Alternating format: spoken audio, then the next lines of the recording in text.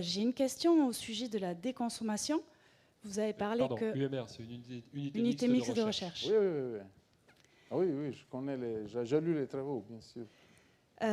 Au sujet de la déconsommation, vous avez parlé de l'impact de l'alcool sur la santé, mais finalement, est-ce qu'il y a eu des études pour vraiment savoir quelle était l'origine de cette déconsommation? Tout à l'heure, on a entendu que depuis le conflit en Israël, les exportations vers l'Israël ont augmenté pour apporter un peu de gaieté. Donc finalement, est-ce que... Un point que je voudrais préciser avec Dominique Tournex, parce que je n'ai pas compris si c'était vos exportations globales ou les exportations vers Israël. D'accord. Non, juste ce que je voulais dire, c'est que finalement, est-ce que avec tout ce qui nous attend, on va consommer de l'alcool pour oublier finalement? Ah oui, ça, mais par ça. contre, est-ce qu'il n'y a pas oublier. aussi une crise économique qui fait que on ne va pas pouvoir acheter la bouteille en entier, on aimerait bien en acheter un peu moins pour justement avoir cet effet un peu de gaieté. Donc voilà, ma question c'est, est-ce que c'est vraiment que le taux d'alcool dans les vins qui crée une déconsommation, ou est-ce qu'il y a d'autres enjeux, des enjeux sociaux, économiques? Voilà. Oui, non, je ne pense pas que c'est... Alors, l'alcool, effectivement, c'est compliqué là, parce que, en plus, l'article là qu'il était publié sur PNAS, là, qu'on démontre tous les faits avec le cancer, etc., il était, comment on dit, critiqué, analysé, parce que ça manque, parce que vous avez, le cancer, c'est multifactoriel. Et donc là, il faut... Mais ça, c'est un autre problème. Je ne veux pas parler de ça. Hein. Le vin, il faut le boire parce que la vie, pour moi, je pense qu'elle est plus intéressante, elle est plus jolie. Le vin, c'est un vecteur culturel. Et ce n'est pas des mots, ce n'est pas de la philosophie, ça. Et c'est la partie intellectuelle d'un repas. C'est ça, mais il faut le transmettre, ça. Alors, l'alcool, parce qu'il y a un autre aspect sur le vin, non? On le boit de 10 000 années, hein, parce que l'alcool, pour la présence de l'alcool. Parce qu'avec l'eau, on pouvait mourir, là.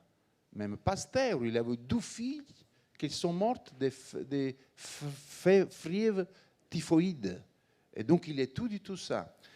Et alors, pour moi, c'est un problème, bien sûr, mais faux, parce que je vois qu'on a une incrémentation, comme on dit. On pousse des consommes de superalcooliques. C'est ça le problème. Même entre les alcools, ça va plus vers le gin, le vodka, etc. Dans les États-Unis, on monte tout ça. Et d'ailleurs, le problème de la définition des vins à le début du siècle, il était lié à l'alcoolisme, comment on dit, à le prohibitionnisme américain aussi. Parce qu'on a vu le prohibitionnisme, tout est monté. Et c'est monté les effets criminels, les vols, etc. Et donc, tout le monde faisait le vin. Donc, je pense que la déconsommation, peut-être, bien sûr, il y a un problème économique, bien sûr, il y a des guerres, etc. Mais c'est un changement de la société. Hein.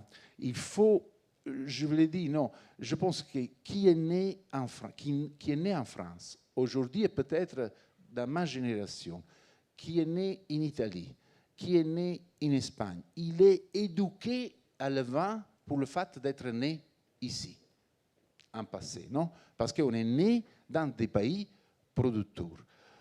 Aujourd'hui, dans la famille, on a tout ça, on a reçu tout ça, et aujourd'hui, ça, c'est un aspect important. Donc, les jeunes, aujourd'hui, on ne mange plus à la maison. Même dans la maison, on mange tout seul là. Et donc, il va à boire à l'extérieur. Quoi? Et je ne sais pas. Les vins, hein, bon, ou des autres alcools, etc. Non, et je voulais dire une autre chose. Donc, cette transmission, c'est très important. D'ailleurs, en France, cet aspect de transmission, il est important aussi dans les domaines, vous le savez, non? Et dans l'agriculture. Il y a quelque chose que lui a dit qui pour moi, c'était incroyable, que j'ai marqué dans mes cahiers, quand il a dit, voilà, l'alimentation, c'est un secteur vital en France, non? Il a dit, l'agriculture, ce n'est pas un facteur vital. C'est une contradiction incroyable pour moi quand je l'écoutais. C'est une contradiction incroyable. L'alimentation, c'est agriculture. Vous savez, et aujourd'hui, nous avons les jeunes dans l'agriculture. C'est ça le problème. Tous ils sont partis. Tous ils sont partis dans les grandes villes, dans les grandes métropoles, et on va manger pur, naturel, sans rien. On parle de ça, mais on ne fait rien pour pousser, pour former et pour fermer les gens dans l'agriculture. C'est ça le problème. Et alors, je pense que cet aspect de consommation, je le dis, c'est lié essentiellement à une transformation vite de la société. Alors, Madame a abordé un deuxième aspect dans sa question, qui est celle de la révolution industrielle que pourrait mener l'industrie du vin. Une bouteille de 75 centilitres est-elle adaptée? On aurait besoin peut-être de conditionnements plus souples, qui soient adaptés à une consommation qui nous permettent de prendre un verre, donc sans avoir à dépenser 35 € au restaurant et ensuite pouvoir conduire pour rentrer chez soi. Oui, mais ça on l'a déjà. Il y a différentes typologies de vins, différents prix des vins, etc. Mais je dis, le vin déjà pour moi, non, je dis toujours que le vin, il ne faut pas le boire tout seul. Quelqu'un qui boit un vin tout seul, il cherche l'alcool. Le vin, c'est partagé. Vous savez, il n'y a aucune aliment. Pourquoi on tourne cette verre et on sent les arômes? Pourquoi on dit qu'est-ce que c'est ça? Pour reconnaître la variété, le terroir, etc. C'est ça la façon de... Et donc, il faut le faire ensemble. Et en beauté, c'est suffit, comment on dit, un verre, stop. Il faut, mais comme toutes les choses, on ne peut pas boire des vins parce que même sur l'alcool, il faut faire des programmes de pédagogie très fortes sur le vin et sur la présence de l'alcool. Il faut gérer tout ça. C'est la vie qui est dangereuse. C'est vivre, c'est un danger. Et donc, il faut expliquer tout ça. Et je pense qu'on a les vins partout jusqu'à, comme vous savez bien, les vins sans alcool, non? Et donc aujourd'hui, on a les vins sans alcool qui sont, pour moi, il faut le faire, bien sûr, comme président de l'OVI, je ne peux pas dire oui, il faut être diplomatique, c'est juste qu'on va vers cette direction. Mais on a détaché le produit dans le terroir, dans l'origine, dans cette approche-là, non? Et on a partout aujourd'hui, oui. Merci. Luigi Moyo, on va prendre encore 3 questions. On en avait une ici, monsieur. Oui, bonjour. Jacques Bousquet, Château-le-Bouilly, Sagruisson. Est-ce que vous ne pensez pas que la déconsommation du vin est aussi en corrélation avec le grand développement de la consommation du cannabis? Oui, mais il y a des propositions, vous savez, non? Il y a des... J'entends rire, mais beaucoup de groupes de vins et de spiritueux ont investi dans les cultures de cannabis avec plus ou moins de succès en Allemagne, au Canada et aux États-Unis. Donc la question est tout à fait pertinente. Exactement, parce qu'il y a des propositions de ce groupe-là de l'addition de cannabis dans le vin. Et oui, mais c'est ça le problème. Il y a un changement de vision. Moi, je suis pour le vin à la fin. Et pour l'alcool, bien sûr, il y a l'alcool, vous savez, l'alcool, c'est un compo, il gère des effets psychotropiques, comme on connaît bien, non? Mais on peut le gérer, oui. Je sais pas, mais ça, c'est la dérive, je pense. On va vers cette direction. Peut-être oui, vous avez raison. Merci pour malheureusement pour nous, pour moi que j'adore le vin et le bon vin.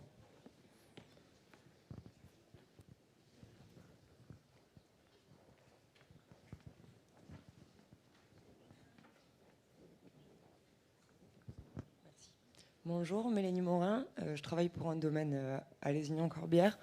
Moi, j'avais une question justement sur le vin sans alcool et puis la question qui a été posée juste avant sur l'addition de cannabis dans le vin. En tant que président de l'OIV, est-ce que vous ne pensez pas qu'associer le vin, enfin pour moi le vin, il y a de l'alcool dedans, et justement le fait de désalcooliser complètement le vin, on passe plus sur un aspect produit agroalimentaire plutôt que ce que vous disiez avant, l'image que, pour moi, ça a modifié la perception de ce que les gens ont du vin, puisque ça n'a plus rien à voir. Donc, en tant que président de l'OIV, comment vous allez aborder cette thématique? Oui, mais c'est pas facile de faire le président de l'OIV, parce que le président de l'OIV, il ne peut pas parler. Voilà, c'est le problème. Alors, ça c'est intéressant. Parce que Hervé, il est témoin. J'ai fait, oui, je pense, 27 ans, 28 ans à l'OIV. Et cette question de la déalcoolation, je l'ai gérée. À l'époque, j'étais président du groupe d'experts de technologie pour 6 ans. Donc, je suis devenu président après groupe d'experts de technologie, président de la commission énologie, CST, et à la fin, on m'a élu président. Merci à les experts. Et là, j'avais proposé, parce que je suis contre tout. Ma vision des vins, c'est une autre chose. Par exemple, on a perdu un aspect très important. Ça, c'est une autre chose. Dans le futur, je vais répondre. Dans le futur, il faut démarrer un autre, entre guillemets, zonage. Parce qu'on a perdu un concept que Columel il avait écrit dans le De Rustic, la vocationnalité. On a planté partout, n'importe quoi, sans comprendre qu'est-ce que c'est la variété, quel est le porte-greffe, si je peux planter, et après, partout, on cherche de faire le bio.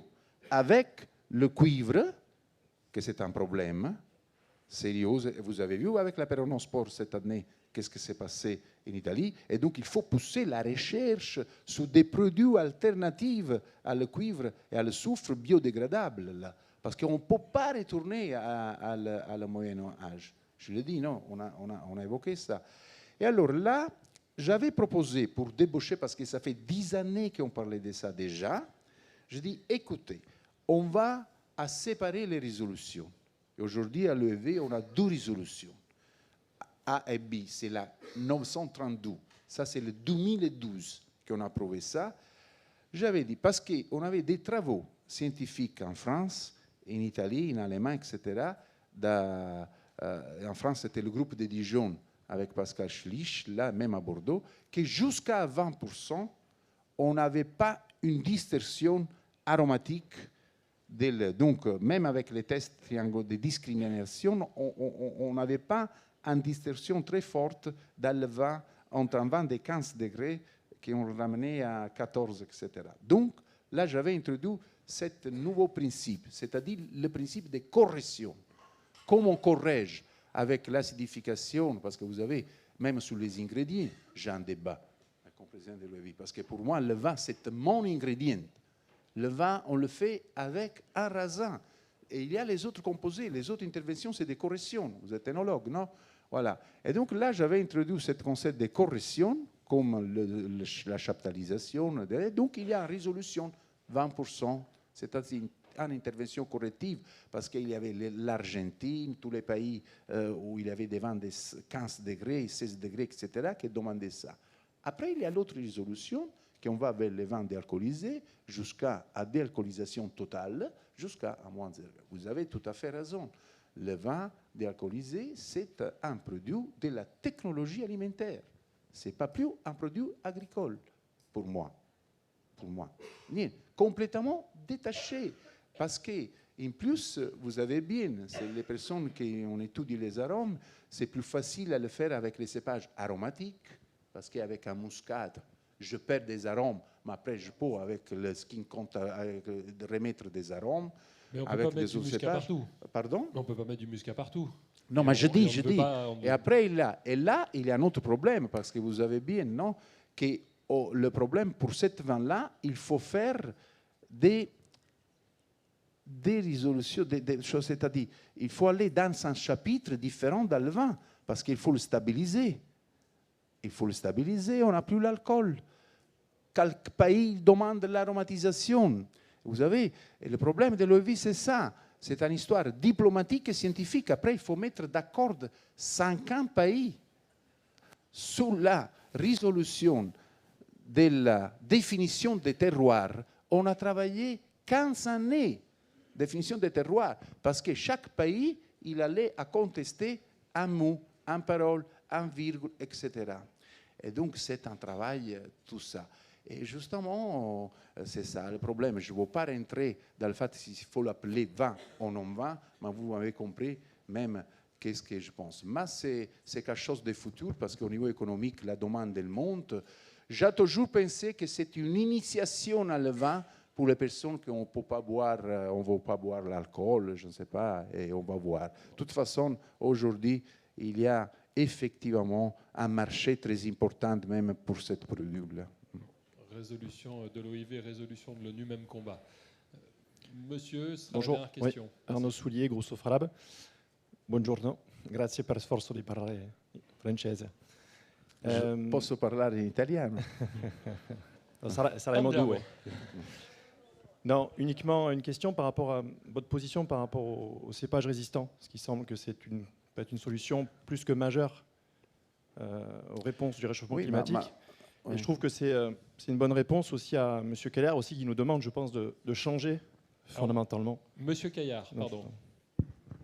Monsieur Keller, pardon, excusez-moi. Monsieur Keller. Monsieur Caillard, je me demandais qui c'était. Okay, oui, ma position, c'est positive. Je suis favorable à toutes les choses logiques. Je vis le drame de la logique comme un scientifique. Et donc là, c'est en démarche, bien sûr, parce qu'on accélère même comment on dit, la sélection clonale, etc. Mais il faut être attentif là. Je le dis souvent en levé, parce que, par exemple, hier à Gazenam, j'ai goûté un piwi, on me l'a mis dans le cours, c'était Moscari. Moscari, il était tropical, effectivement, c'était très différent dans son vin. Et après, nous avons travaillé sur les rouges, et sous les rouges, on a une concentration élevée. Je ne parle pas du Pinot, je ne parle pas des Cabernet, mais les autres qu'on a fait, parce que c'est toujours, le problème, c'est toujours le même. Dans la viticulture et dans l'énologie, il y a une différence, et justement dans les arômes, pour l'étude de l'arôme, les variétés, les cultivars aromatiques directs au secondaire, et les variétés plus neutres. Donc là, on va vers une homologation, parce que souvent, j'ai trouvé des vins rouges très chargés en anthocyanes, mais qui se rassemblent beaucoup.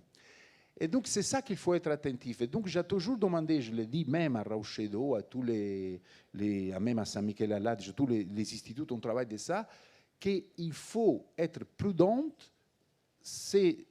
il faut aller aussi vers cette direction, mais il faut tester les cépages dans les différents aréales. Parce que le même cépage, il peut avoir un comportement complètement différent. Et pour moi, que je suis, comme on dit, quel que je pense dans le vin, qu'il faut garder la diversité. Non? Quand je dis c'est un modèle de diversité, c'est un paradigme de diversité, ça c'est la force, il faut la garder. Et aujourd'hui, toutes les choses qu'on a écoutées avant, là, non? Sur le climat, etc., le changement de perception des consommateurs, la décrèce des consommateurs, toutes les choses qu'on accade dans la planète, on pousse vers une homologation future. Donc, on va affaiblir, comme on dit, on va réduire la liaison avec le terroir. Et ça, c'est très, très dangereux. Et même les piouis, on peut aller vers cette direction. Donc, il faut être attentif. Il faut être très attentif sur ça. Mais, effectivement, c'est quelque chose de très important. Ouais. Je pense qu'il faudra juste être prêt aussi au niveau des consommateurs à expliquer ce que c'est ces cépages résistants. Oui. Et que demain, peut-être, que le Sauvignon blanc va se transformer en un autre cépage. C'est difficile pour le Sauvignon blanc. Parce que c'est difficile. Très compliqué. J'ai goûté parce qu'il y a les tilleuls, là c'est difficile. Je l'ai dit avant. Sous les vins aromatiques, ça c'est un arôme secondaire, vous avez bien que l'esprit, ça c'est difficile. Pour les autres, oui. Mais à les consommateurs, il faut tout expliquer. C'est ça le problème de cette 20 années. Qu'on dit n'importe quoi. Il faut tout expliquer. Il faut passer à la vulgarisation scientifique très bien faite, très rigoureuse. Écoutez, je ne veux pas faire de la publicité. J'arrête. Il ne faut pas faire de la publicité. Mais je dois dire, j'ai écrit un livre parce qu'après beaucoup d'années, que j'ai passé dans le laboratoire, en public, etc., il fallait faire un livre sur les arômes. J'ai écrit un livre sur les arômes du vin qui s'appelle Respiro del vino in Italie. Il a fait 50 000 copies. C'est un livre qui s'est écrit d'un chercheur très rigoureux, mais écrit de façon hyper simple, qu'on peut lire même tout le monde sait qu'il n'y a pas de base de microbiologie, de chimique, etc. Et donc 50 000 copies, c'est incroyable. Il était publié en France, il a déjà à 4-5 000 copies, mais en France, je n'ai pas fait les présentations avec France Édition Agricole, le souffle du vent. Pourquoi je dis ça? Parce que quand on explique ça, même sur la levure, on vient j'explique pourquoi il faut utiliser en levure, en bactéries, la température, et les consommateurs, on regarde, disent, vous avez raison, effectivement c'est ça. Et si on dit ça, que c'est pour garder mieux la santé, respect à des choses qu'on dit, des choses incroyables que j'écoute, que je ne peux pas écouter plus, c'est incroyable. Et donc il y a pour moi une désinformation très forte sur cet aspect. Et donc le consommateur, il est piégé, c'est une victime maintenant, mais pas sur le vin, hein, n'importe quoi. Hein. Aujourd'hui, vous savez, c'est tout bio, non? Là, ça c'est sèche, il est bio sûrement. Ça c'est bio, tout. Alors, j'avais prévu d'arrêter ici, mais en même temps, là, vous avez lancé un sujet. Je ne peux pas ne pas vous poser de questions là-dessus. Vous avez dit il faut expliquer aux consommateurs, etc. Est-ce que la force de la bière, qui était une boisson de beauf, parlons clair, il y a 15 ans, et qui aujourd'hui devient la boisson la plus trendy de la planète, sa force, c'est pas précisément qu'il n'y a rien à expliquer. Est-ce que c'est pas ce qui va perdre le vin d'avoir cette histoire de cérémonial et d'explication scientifique? Ah oui, attention, non, sans vignon blanc, on va pas pouvoir bouger ça comme ça.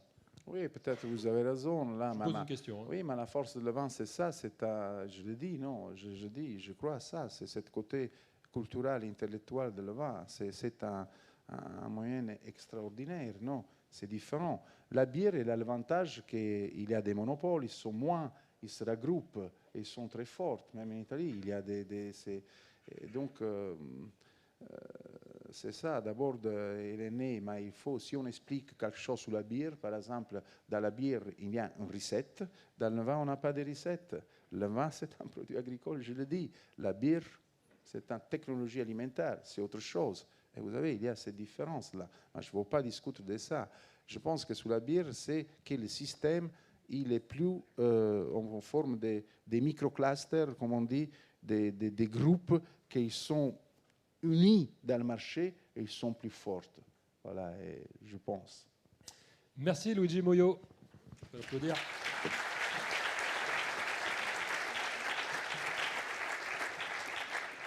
Et on va passer à présent le temps que Serge Jacquat se change. Voilà.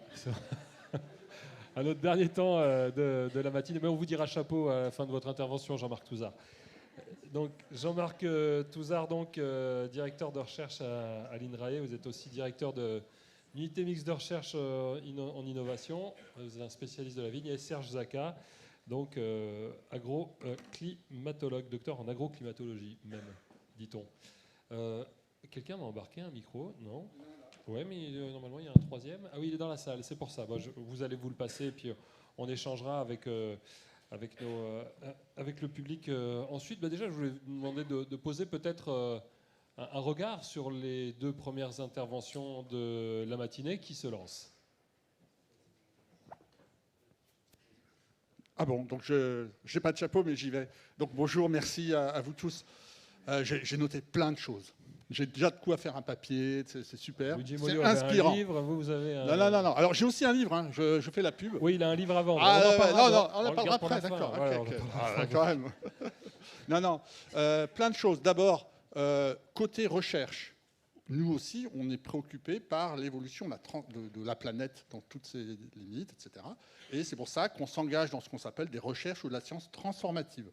C'est-à-dire on s'intéresse aux options qui visent à transformer, reconcevoir les systèmes, y compris pour la viticulture, et impliquant les acteurs. Donc c'est pour faire un lien, on est aussi là-dedans. Il n'y a pas que vous ou d'autres. Voilà, on est à fond là-dedans et on collabore sur ces questions. Deuxièmement, en faisant ces démarches, notamment dans le projet La Cave, que j'ai coordonné avec Nathalie Ola de Bordeaux, je vois qu'il y a Hervé qui est là ou qui était là, qui en faisait partie, plusieurs d'entre vous en faisaient partie. On a quand même, en partant du constat de l'impact du changement climatique, on s'est rendu compte qu'il y avait plus d'options quand même. On était un peu moins pessimiste, je veux dire, que le premier intervenant, et que M. Keller. Et on a vu qu'il y avait un peu plus d'incertitude quand même au regard du contexte, c'est-à-dire sur les scénarios climatiques dans lesquels on sera. Ça dépend quand même des scénarios d'émissions à l'échelle de planète, etc. Donc si on stabilise à plus de degrés, c'est quand même beaucoup mieux. On conserve beaucoup plus de marge de manœuvre pour l'ensemble des vignobles que si on est un scénario, ce que j'appelle à la Trump, du laisser-faire, on est à plus 4 degrés, où là, c'est l'incertitude, c'est la variabilité du système. Vous ne parlez pas des degrés dans les bouteilles, là. Là, je parlais de température. Voilà. Donc, il y a de l'incertitude, quand même, sur les options, sur le contexte. Et ensuite, il y a des leviers d'adaptation.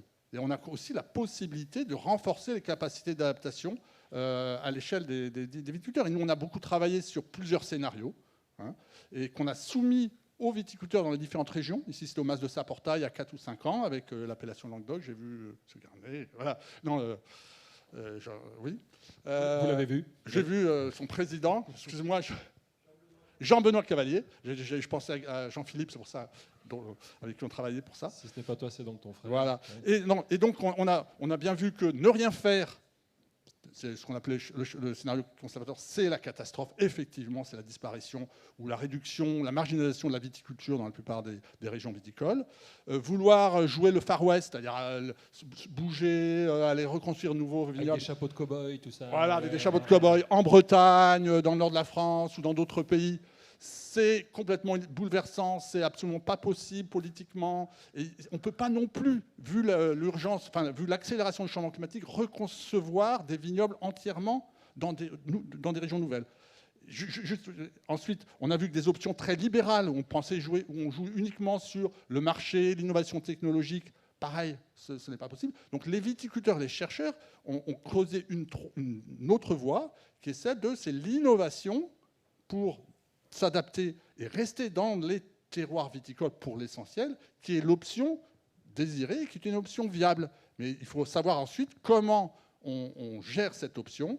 Est-ce qu'on pousse des options ultra-technologiques qui présentent un risque d'artificialisation du système, y compris en termes d'image et de rupture de l'image qu'a le vin, qui reste quand même l'élément qui crée la valeur, ou est-ce qu'on trouve une autre option? Et cette autre option, moi je l'appelle la cogestion adaptative du vin et de son territoire, et de ses ressources. Voilà, c'est une option sur laquelle on travaille, dans laquelle les viticulteurs s'engagent collectivement dans des expérimentations, des tests d'options, et développent progressivement et réévaluent leurs options à l'échelle de leur terroir pour développer des vins avec des nouveaux cépages, de nouvelles pratiques, des nouveaux éventuellement. Vous m'aviez prévenu que vous étiez bavard. Hein. Voilà, j'arrête parce que j'ai plein d'autres choses à dire, mais. Alors Serge Jacquat, je vous fais rebondir sur un point. J'efface ma première question. Je vous fais rebondir sur un point qui a été abordé à l'instant par Jean-Marc Touzard, c'est que il nous dit on ne va pas reconstituer les choses en partant de zéro. Néanmoins, il y a une chose qui est une réalité, apparemment, enfin, à moins que vous la contestiez. J'ai discuté avec un de vos collègues de la chaîne Météo qui me disait le climat de l'Anjou aujourd'hui, c'est le climat de Montpellier il y a 35 ans. Et donc, il nous évoquait ça pour nous parler de la vigne, de la façon dont on avait pu faire évoluer sa culture. Est-ce que vous êtes d'accord avec ce premier constat? Et puis, comment on peut se projeter dans, j'allais dire, les 30 prochaines années? Parce que l'agriculture, elle se pense sur le temps long. Et surtout pour la viticulture. Hein. La viticulture, c'est 30, 40 ans, 50 ans d'exploitation pour les vignobles. Alors là, vous abordez le concept de biogéographie, c'est l'évolution de l'aire de répartition des espèces. Et la biogéographie de la vigne, elle s'étend jusqu'à Reims à peu près. Et encore, c'est parce qu'on est sur la face est de la montagne de Reims, donc on a un effet de faune qui fait que c'est un peu plus doux, comme à Colmar, c'est un petit peu plus doux. L'évolution de la biogéographie, c'est quelque chose qu'il faut absolument prendre en compte dans un contexte de changement climatique. C'est pas que la vigne, c'est également l'abricot, c'est également la pêche, c'est également la nèfle, la figue, et tout ce qui vient d'Italie qui arrivera chez nous, les bons produits italiens, la tomate, etc. Donc la vigne évolue vers le nord. J'ai croisé tout à l'heure quelqu'un ici même qui me faisait voir sa première récolte de mandarines. Dans le Gard. Voilà. Peut-être aussi de l'agrume qui aura. J'ai d'ailleurs planté 3 ou 4 agrumes dans mon jardin, de l'avocat, de la nèfle, de l'olive, etc. Ça, c'est l'avenir en fait de notre région. Parce qu'en fait, il faut voir le changement climatique comme quelque chose de négatif, mais aussi quelque chose de positif. Pour la viticulture, ça a des aspects négatifs, parce que ça va modifier le terroir. Le terroir, c'est homme, sol, climat. Si le climat évolue, le terroir évolue. la qualité gustative du vin évolue, le taux d'alcool du vin évolue, l'acidité du vin évolue, le cépage va forcément évoluer, mais il faut aussi voir comme quelque chose de positif. C'est une certaine fatalité, d'ici 2050, le climat va se réchauffer, quoi que l'on fasse, et donc il faut voir aussi le positif, toujours le positif dans l'histoire. Où est-ce qu'on pourra commencer à produire du vin et comment on va faire évoluer nos vins et comment on va préparer l'évolution de ces vins par rapport aux consommateurs.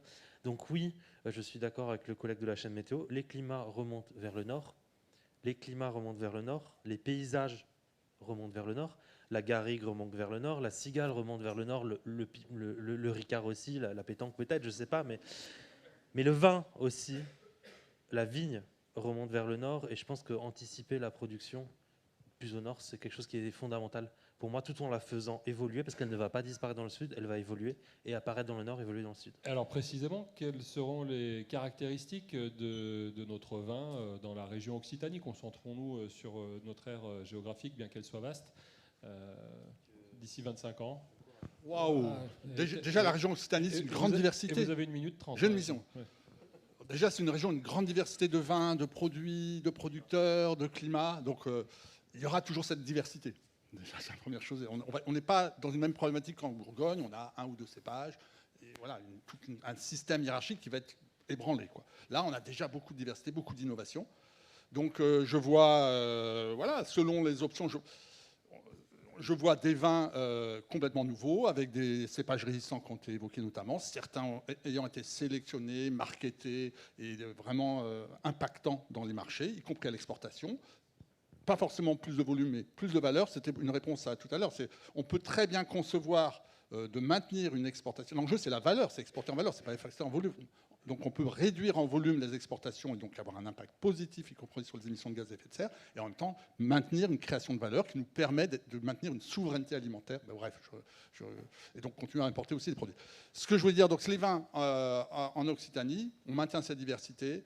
On a les valeurs clés qui vont rester mises en avant, de mon point de vue, c'est-à-dire les récits qu'on raconte autour de l'environnement, du plaisir, la différenciation sociale qui y est associée, et puis des exigences plus fortes en termes d'environnement, de maintien, de mise en avant de ce que j'évoquais tout à l'heure, cette gestion adaptative des vignobles. C'est-à-dire que l'enjeu majeur, ce qui va être mis en avant dans la construction de la qualité, c'est une promesse que nous, viticulteurs, dans notre terroir, eh bien, on gère collectivement, de manière durable, toutes les ressources, l'eau, les paysages, les sols, etc., qui contribuent à la qualité de ce produit. Oui, c'est cet engagement-là qui aura une valeur pour le consommateur. J'en viens à la notion que j'évoquais tout à l'heure avec Arthur Keller, c'est qu'on peut contribuer à la beauté des paysages, on peut contribuer à leur classement à l'UNESCO, les Causses, les Cévennes, le vignoble bourguignon, tout ce qu'on veut. Ça ne remplit pas le frigo. Donc comment est-ce qu'on fait évoluer? En fait, tout à l'heure, on nous avait un viticulteur de Vailzon-la-Romaine qui prenait la parole, qui disait d'un point de vue très pratique, qu'est-ce que vous faites, vous, pour changer les choses? D'un point de vue très pratique, si vous aviez aujourd'hui, quel conseil vous donnez à un vigneron pour s'adapter sinon à la consommation de demain qu'on ne connaît pas, au moins à la façon de faire évoluer sa vigne pour qu'elle continue à donner un raisin de qualité dans 25 ans? Il y a des tas de leviers sur lesquels on a travaillé. Un des leviers, c'est la diversification au sein même de son exploitation viticole, voire avec d'autres services ou productions. Ça, c'est un élément. Voilà. S'engager dans les démarches collectives avec un syndicat, les chambres, des réseaux, des GI2E pour tester, expérimenter, partager des connaissances et avec des chercheurs et avec Vinceo. Ça, c'est hyper important. Renforcer notre capacité d'adaptation par l'échange de savoir. Et puis, voilà, je sais pas, il y a plein de... Serge a peut-être d'autres idées. Allez-y, Serge Jacquat. Alors, j'imagine qu'il y a un certain nombre d'alcooliques dans cette pièce et du coup on parle beaucoup du vin en lui-même, mais il faut aussi voir un petit peu plus large, regarder un petit peu ce qui se passe dans le vignoble et autour du vignoble. Alors pour le vin, il y a 2 voies, soit on s'adapte, on a de nouveaux cépages, de nouveaux terroirs et c'est à nous de créer le futur, c'est ma génération de créer le futur et la génération d'en dessous de créer les vins du futur, ou soit on ne s'adapte pas et là on aura toujours les mêmes cépages, des vins plus alcoolisés. Et puis on sortira des cahiers de charges des AOC, etc. Enfin, là, il faut absolument s'adapter. Donc, voilà, pour le vin. Les paysages maintenant. La vigne a un rôle essentiel en Méditerranée et de plus en plus dans les autres régions sur les paysages. Le stockage du carbone, on a encore beaucoup de leviers sur le stockage du carbone. C'est notre seule voie pour limiter les gaz à effet de serre. enfin les réduire, les reprendre. Donc des vignobles qui vont changer dans leur morphologie. Le port de la vigne va être modifié pour modifier le microclimat intraparcellaire, pour faire de l'ombrage, parce que le soleil n'est plus notre ami en été, c'est notre ennemi maintenant. Il y a également l'enherbement qu'il faudra repenser pour stocker le carbone. Deuxième point, l'effet coupe-feu. Quand on a des végétaux qui sont de plus en plus inflammables en été, le vignoble est très important en région méditerranéenne pour couper le feu. Il sera toujours présent et il a intérêt à être toujours présent pour ce rôle-là. Et troisième point, la diversification des paysages. C'est-à-dire que quand on pourra produire des agrumes, de l'avocat, de l'olive et la vigne vont très bien ensemble dans le climat. Quand on voit l'Espagne qui se désertifie et qu'on a moins 50% de production sur l'olive, on peut imaginer aussi que les viticulteurs, et je l'espère, désolé pour l'Italie aussi, il y aura de plus en plus de sécheresse. Il y a eu des ravageurs sur l'olive, notamment en Italie l'an dernier. Exactement, donc dans le sud de l'Europe, il faut que nous, partie centrale de l'Europe, on puisse reprendre certaines filières agricoles, et donc on aura à la fois de la vigne, et pour couper le vent et pour faire de l'ombrage, on aura aussi de l'arboriculture au sein des vignobles, de l'olive, éventuellement de la figue, etc. Pour moi, c'est pas que le vin qu'il faut regarder, il faut regarder l'introduction dans les paysages et le paysage en lui-même. Merci. Est-ce qu'on a une question d'ores et déjà pour Jean-Marc Touzard ou pour Serge Jacquat? Oui. Alors attendez, je vais essayer de voir si quelqu'un d'autre, quand vous avez déjà eu la parole. Oui, monsieur d'abord et vous, madame, ensuite. Pardon. Je vais y aller. C'est pour qu'on puisse vous suivre. Bonjour, alors Vincent Laurent, moi je suis vigneron dans l'Aveyron, nord de l'Occitanie. Alors il y a deux choses qui m'interpellent. Alors la première c'est le bilan carbone, parce que du coup je me suis un petit peu intéressé à la chose sur le domaine. On a fait un bilan carbone et la grande conclusion, c'est quand même que 75% ou la majorité du carbone est faite par les bouteilles.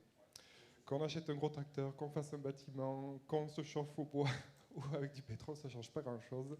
80% ou 75% des émissions carbone, c'est la bouteille de verre. Bon, peut-être l'évolution sera là, je ne sais pas, mais ça quand même me pose pas mal de questions.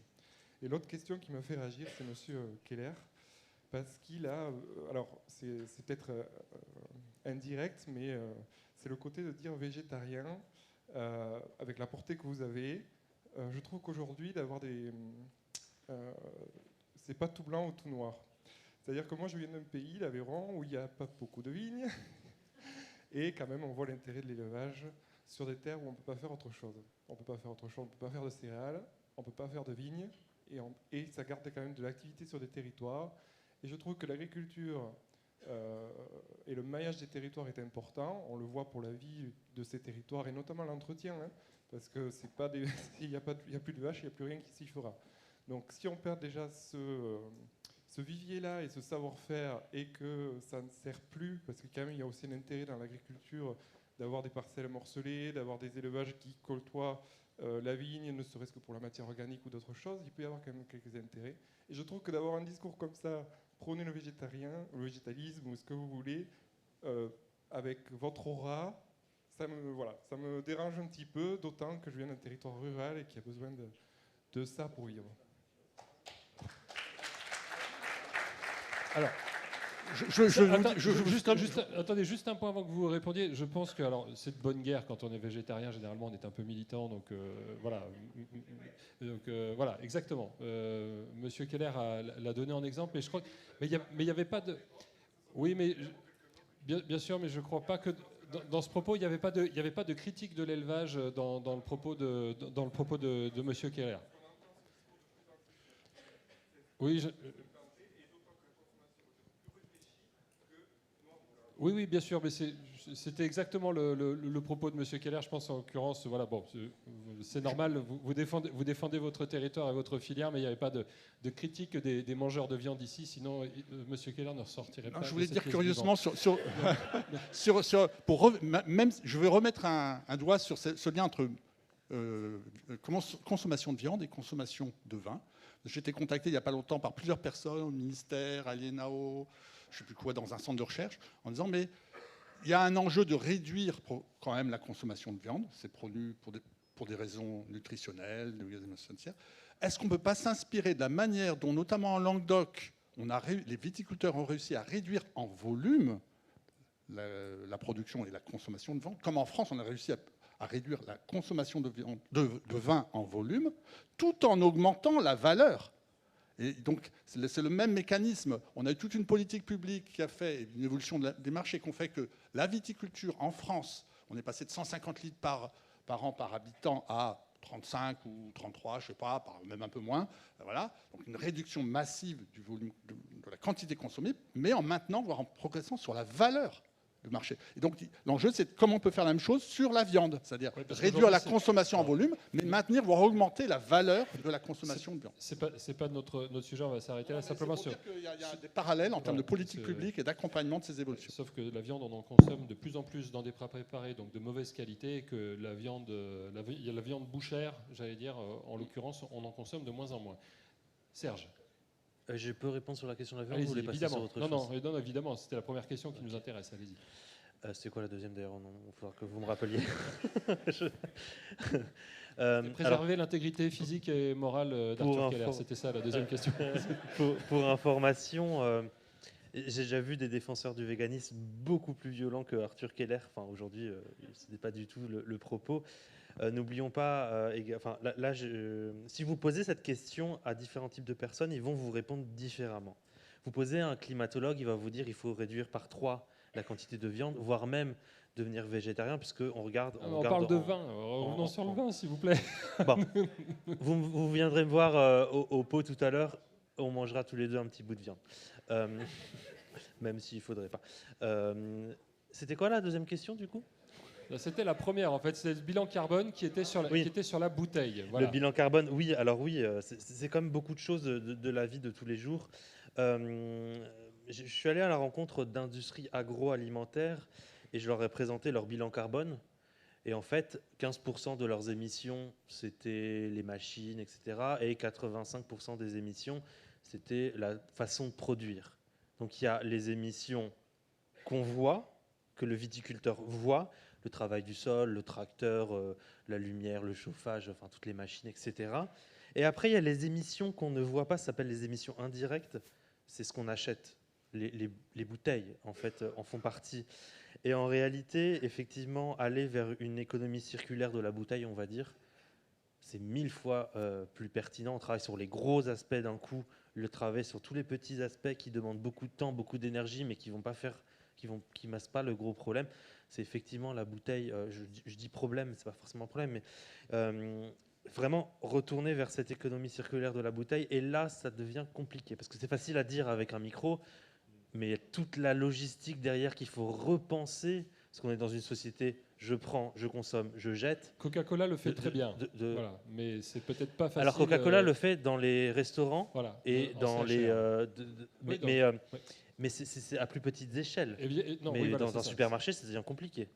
Disons que c'est très compliqué, surtout si on fait du vin en Aveyron et qu'on n'a pas autour de soi effectivement un écosystème qui permet de le soutenir.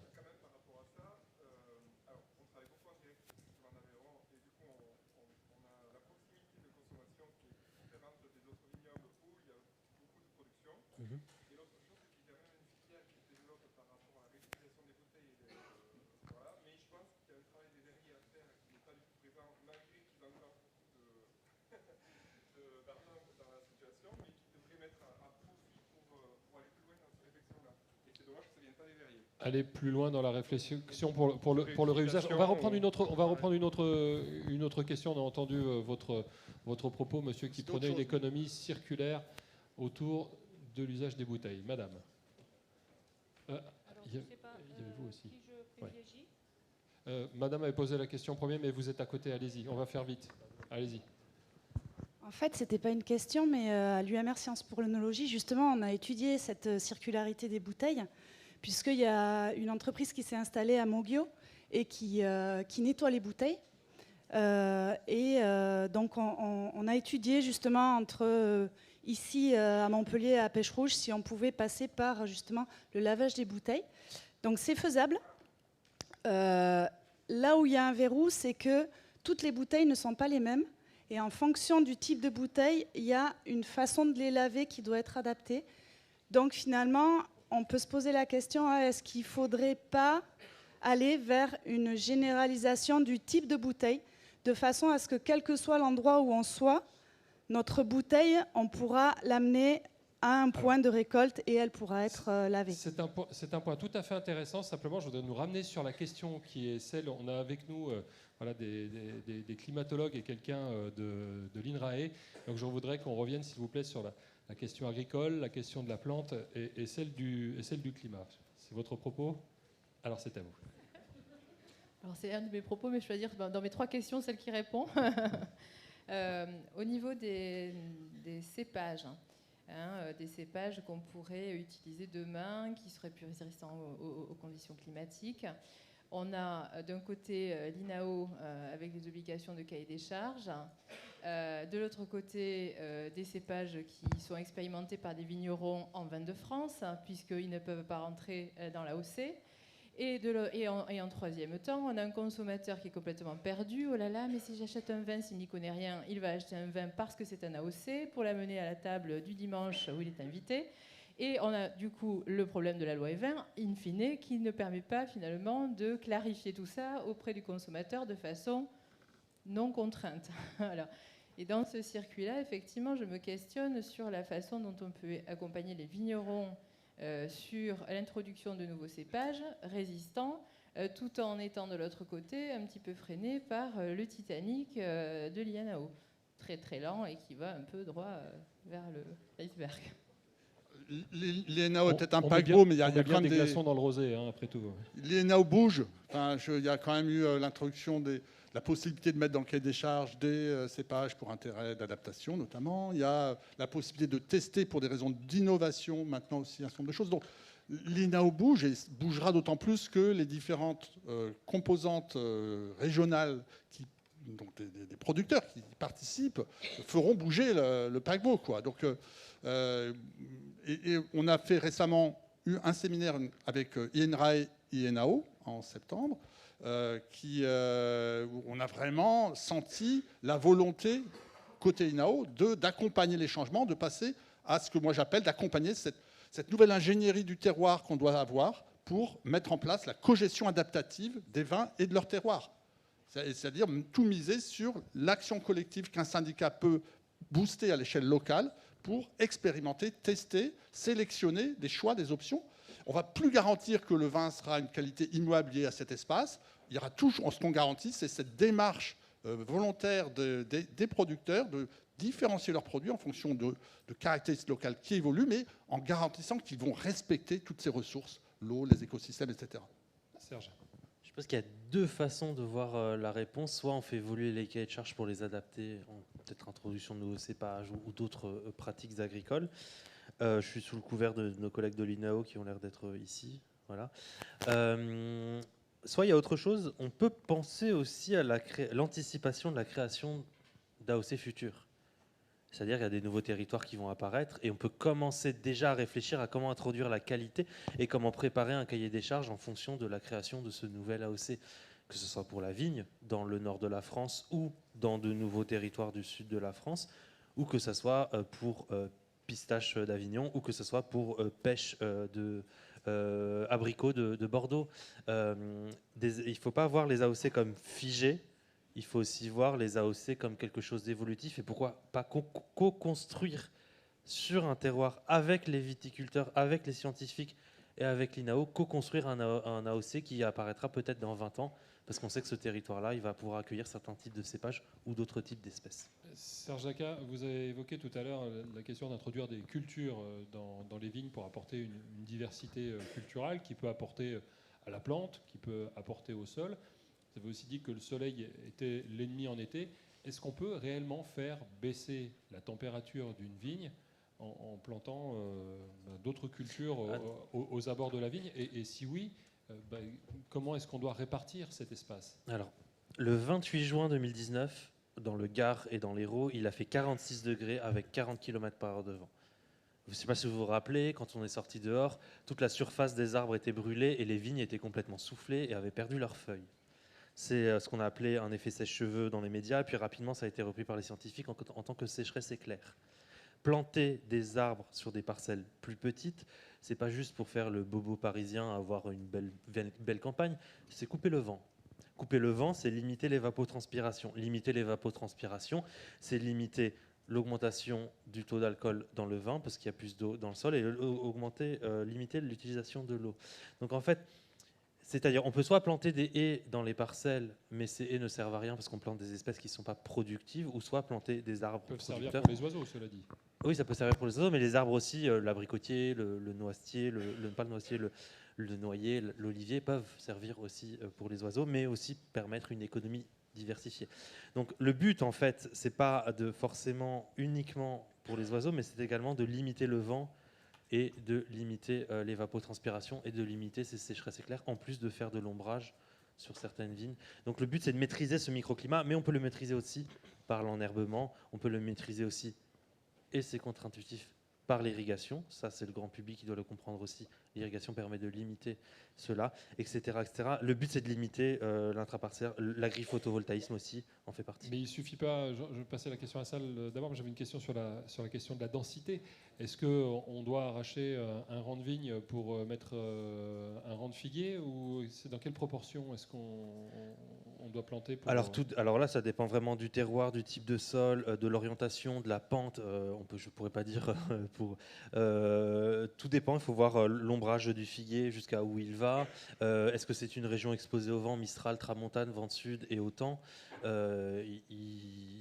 Là, je pourrais vraiment pas répondre sur combien. Mais le but, c'est pas non plus d'arracher la vigne et de faire de la figue, sinon dans ce cas-là, on change de filière. Le but, c'est vraiment peut-être tous les 10 rangs ou 15 rangs. C'est pas non plus énorme. Bien orienté par rapport au vent. Et autre point important, on peut aussi orienter les futures vignes qu'on va planter par rapport à la pente pour retenir l'eau au lieu d'éviter qu'elle dévale la pente. Il y a plein de solutions en fait en agroclimatologie pour voir les choses. Autre que le vin, c'est aussi la structure même du territoire et du paysage, quoi. Merci. Il y a une question au fond. Oui. Bonjour, on a vu une révolution au niveau des chais ces dernières années. Aujourd'hui, pour faire un mauvais vin, je vais choquer pas mal de gens, mais pour faire un mauvais vin, il faut vraiment en vouloir. La révolution aujourd'hui se situe dans la culture et j'aimerais savoir où on est l'état de l'art en termes de recherche et de nouveaux cépages. Je suis fan des pommes Ariane, qui sont un cépage inventé par l'INRA notamment.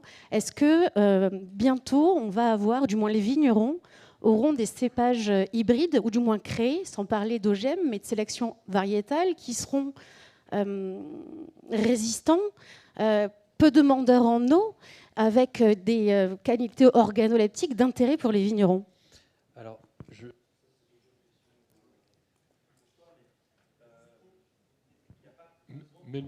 mettez le micro ici devant. Voilà, super. C'est mieux ? Pardon, je ne savais pas qu'il ne marchait pas celui-là. Je pense qu'il n'y a pas forcément besoin pour commencer de créer de nouveaux cépages, mais plutôt de regarder la diversité existante et de l'apporter du sud vers le nord. Déjà, premier point, avant de réinventer la roue, regardez ce qu'on a. Et autre point, je crois qu'il y a quelque chose qui n'a pas été suffisamment exploré aussi, c'est le porte-greffe, notamment l'enracinement par rapport aux effets sécheresse. Il y a aussi des choses à chercher autre que le matériel végétal extérieur. Regardez aussi le matériel végétal dans le sol. Ça, c'est les deux points que je connais sur cette question. Après, je pense que Arthur, je mélange tout le monde, tu pourras mieux répondre que moi. Non.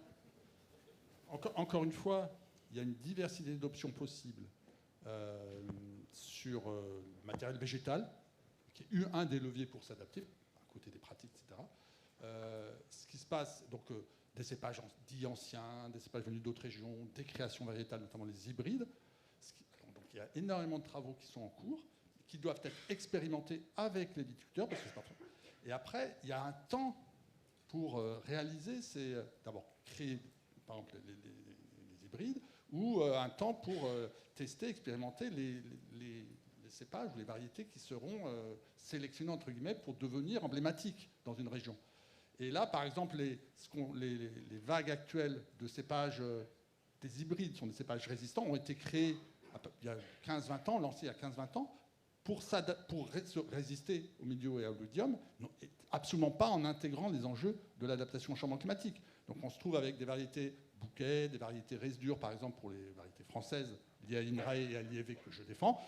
Il y a des variétés italiennes, allemandes, etc. aussi, mais on se retrouve avec des cépages qui ont un panel qui sont intéressants pour la résistance aux maladies. Ça, c'est un des enjeux majeurs aussi. Et il faut regarder là-dedans qu'est-ce qui peut être intéressant du point de vue de l'adaptation au changement climatique, sécheresse, température, et du coup, intégrer ça dans les futures sélections, futures créations variétales qui sont en cours. Mais voilà, ça sera pour des résultats qui vont sortir dans 10 ans, etc. Donc, il faut bien voir qu'on reste sur des temps relativement longs, même si on arrive à les réduire progressivement, de création variétale. Et là, pour l'instant, on a plutôt, dans les nouvelles variétés, des variétés qui étaient sélectionnées pour la résistance aux maladies, pas pour l'adaptation. Mais là-dedans, il y en a qui peuvent être intéressants quand même. Donc, il faut tester tout ça. Serge Jacquat, puis on va prendre ensuite deux questions.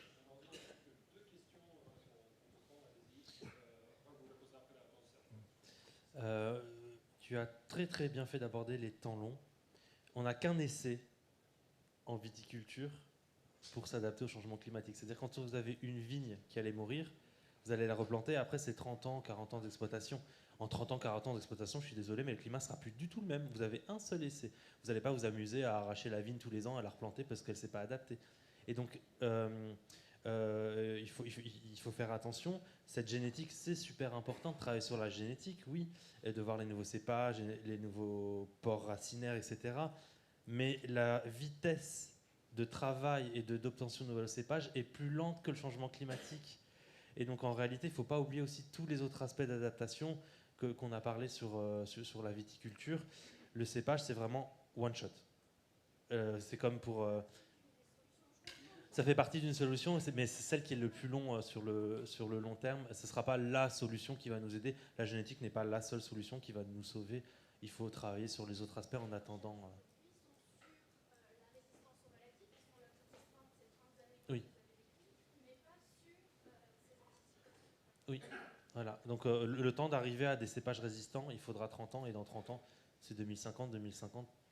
Jean-Benoît Cavalier, vigneron dans le Pic Saint-Loup, pas très loin d'ici.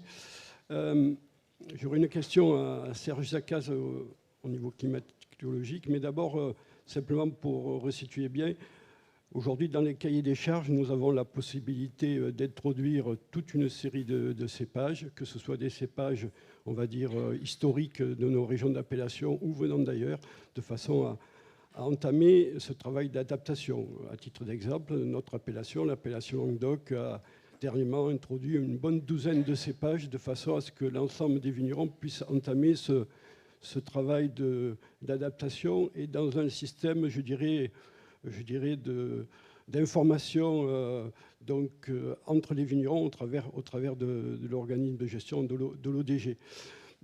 Et aussi sur les pratiques, je dirais, techniques, que ce soit les modes de taille, les densités, les palissages, tous ces éléments peuvent être introduits aujourd'hui dans un cahier des charges d'appellation ou d'indication géographique de façon à effectuer ce travail d'adaptation.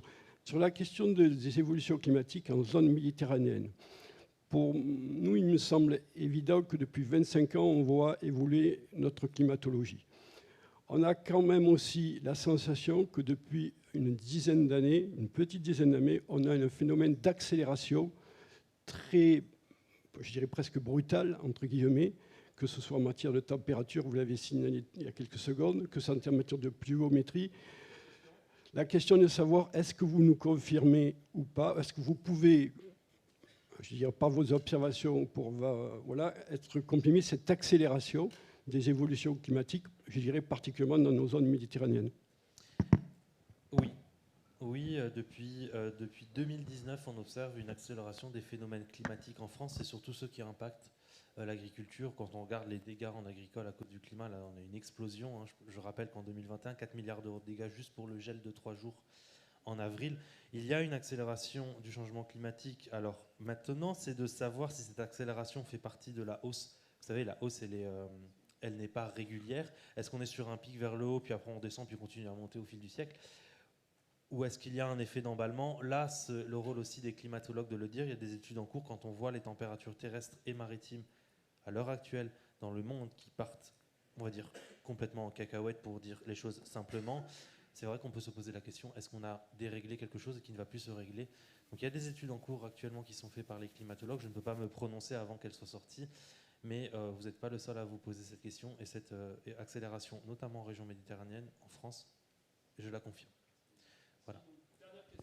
Alors pas forcément une question. Bonjour, Éric Paul, vigneron dans le Var, vice-président de la Confédération nationale des IGP et président du comité national IGP à l'INAO. L'INAO a été sollicité et je ne peux pas me permettre de ne pas réagir. Et merci, madame, d'avoir posé la question. Ça permettra de pouvoir entendre tout ça. L'INAO est en train d'évoluer, a évolué et évoluera encore. L'INAO permet aujourd'hui beaucoup de choses. On a souvent jugé comme une belle endormie. C'est loin d'être le cas aujourd'hui. Je peux vous dire qu'on est au travail.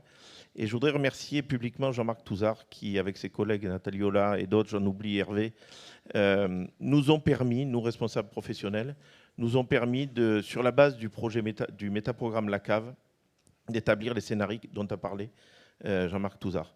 On en a choisi un, pourquoi? Parce que ce n'est pas à Paris qu'on l'a choisi. On a fait plusieurs allers-retours en région. Il est remonté au premier aller-retour plus de 700 contributions. Au deuxième aller-retour, plus de 2800 contributions, ce qui nous a permis d'établir une feuille de route et aujourd'hui un plan d'action. La viticulture n'est pas restée endormie face au changement climatique. On n'est pas resté les deux pieds dans le même sabot.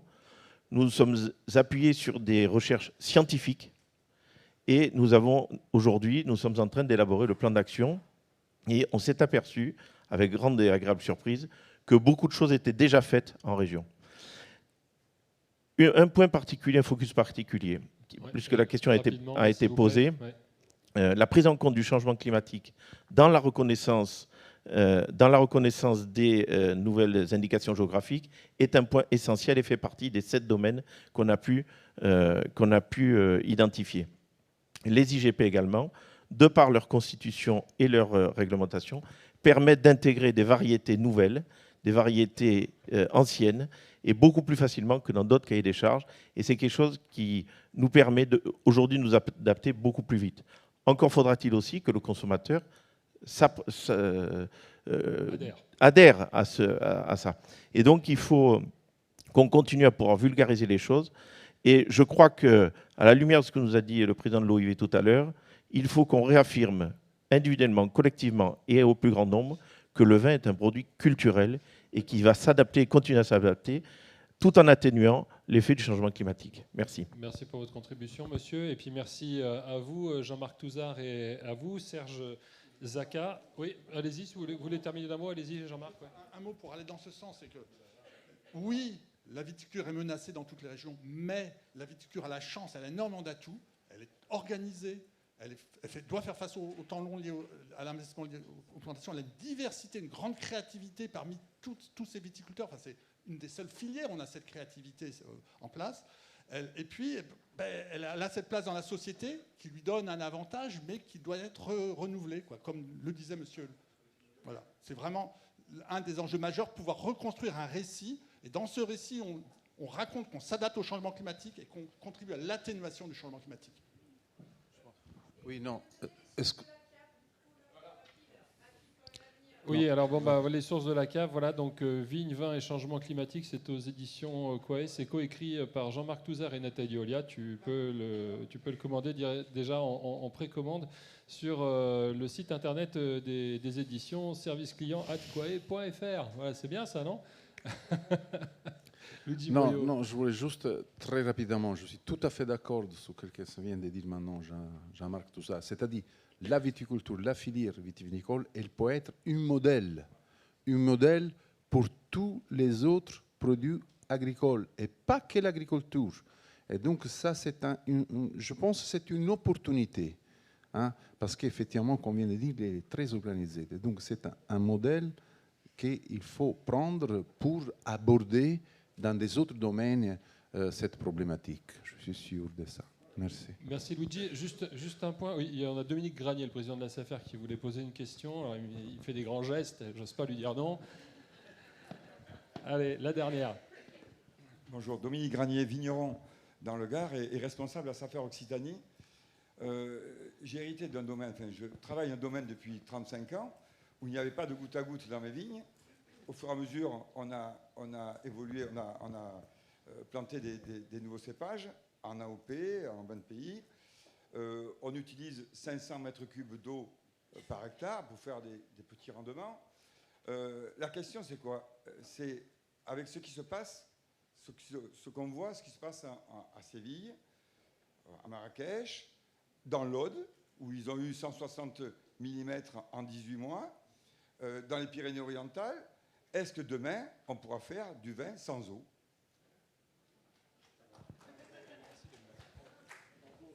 Ah, on a bien fait de la prendre, cette question.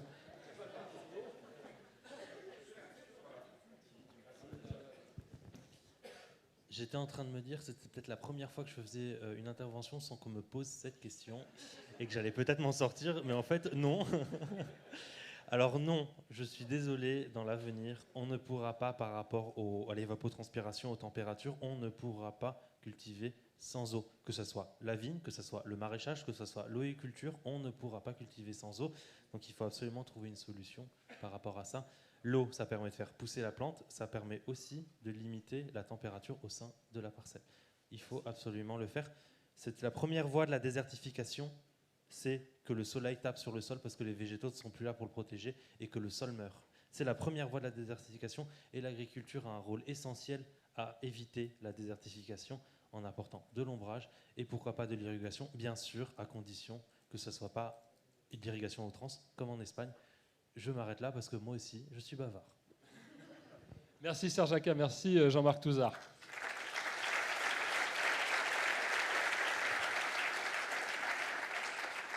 Dominique Tournex, un mot de conclusion s'il vous plaît pour clore cette matinée d'échange et de réflexion. Alors vous savez, c'est un peu un lieu commun, mais c'est une tâche difficile de faire une conclusion après le niveau et la qualité des conférenciers. Je voudrais rappeler, je vais juste reprendre quelques mots qui ont retenu mon attention. D'abord Luigi qui a dit « il faut travailler ». Il faut travailler, il faut travailler. Donc oui, devant nous, il y a beaucoup de travail, il y a un travail énorme d'adaptation. Il a cité aussi la notion de terroir et les atouts que peuvent apporter la diversité. Et quand on reprend les propos de... Arthur, merci, je cherchais ton prénom, désolé. Quand on reprend les propos d'Arthur, on comprend bien qu'à un moment donné, la carence des ressources qui nous ont coûté si peu cher, que sont l'énergie, le pétrole et d'autres matières premières, vont faire que de toute façon les prix vont augmenter. Vous savez déjà qu'en sur notre continent européen, aujourd'hui, on consomme déjà moins d'énergie qu'il y a 30 ans. Nous sommes déjà dans cette phase de décroissance et de moindre consommation.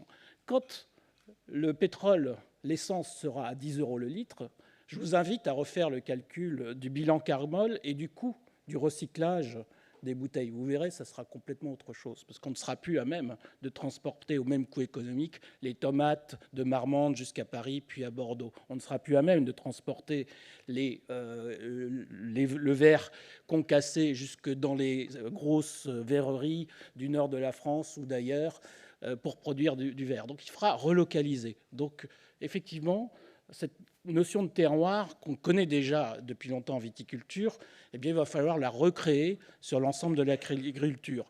Et qu'on le veuille ou non, nos pouvoirs publics, ceux qui nous dirigent, seront bien obligés de remettre l'agriculture comme une activité prioritaire tout autant que l'alimentation. J'ai entendu le mot SAIV, je ne me rappelle plus l'acronyme, mais l'agriculture doit être aussi une SAIV. Et ça, c'est une excellente nouvelle pour nous tous. J'ai commencé ma carrière en 1986. À l'époque, on avait subi un siècle de baisse de la part de l'agroalimentaire dans le pouvoir d'achat. Le pouvoir d'achat des Français et des Européens de manière générale, ou des Occidentaux, c'était fortement élevé. Et la part consacrée à l'alimentation était de plus en plus réduite, grâce à une industrialisation, grâce surtout à une énergie vraiment peu chère. Et donc, on a appliqué les lois de Ricardo, la concentration, la spécialisation des territoires, et évidemment, on dépensait de moins en moins. Ce n'était pas forcément très excitant pour un jeune ingénieur agronome de se retrouver en fait dans dans des métiers où l'objectif, c'était l'optimisation à outrance et où il fallait, quand on souhaitait aller dans une profession, aller là où on produisait dans une autre région du monde. C'est ce qui s'est passé. Aujourd'hui, les choses vont s'inverser. La bonne nouvelle, c'est que probablement la part dans le pouvoir d'achat de tous les consommateurs de l'alimentaire d'une manière générale, et y compris le vin, va certainement réaugmenter fortement. Ça ne sera plus 1 ou 2%, mais ça pourrait revenir 30%. C'est la vie, et ça, je crois qu'on le veuille ou non, ça va être le cas. Mais c'est une excellente nouvelle pour les ingénieurs agronomes, pour les œnologues. Et donc j'ai un message de nouveau d'encouragement à passer à nos enseignants, aux équipes de chercheurs. Il faut travailler, il faut éduquer, il faut former le plus possible. Et je suis prêt à parier que le métier d'ingénieur agronome et d'œnologue redeviendra central dans nos sociétés. Et c'est ce qui nous permettra de nous adapter au changement. Alors, pour terminer, sachez que Vinceo a lancé une étude prospective, l'analyse des futurs possibles, en missionnant Agrimer et l'IHEV depuis 2021 pour imaginer l'ensemble des futurs possibles. Donc l'équipe y travaille, nous y participons, et en 2024, on sera en mesure de vous faire une présentation. Peut-être pourrions-nous prendre rendez-vous dès maintenant pour refaire cette présentation dans cette salle, et en invitant aussi tous les jeunes étudiants qui sont à l'Institut Agro pour venir écouter, même s'ils ne sont pas forcément dans la filière œnologique. Je pense que certaines idées et certaines actions ou certaines orientations s'appliqueront, pas seulement, comme on l'a dit, à l'œnologie. Voilà, je vous remercie vraiment très sincèrement. Je suis très content que vous ayez été aussi nombreux et que vous ayez participé. Eh bien, nous allons maintenant poursuivre avec un petit moment festif qui fait partie de notre métier, autour d'un verre. Merci.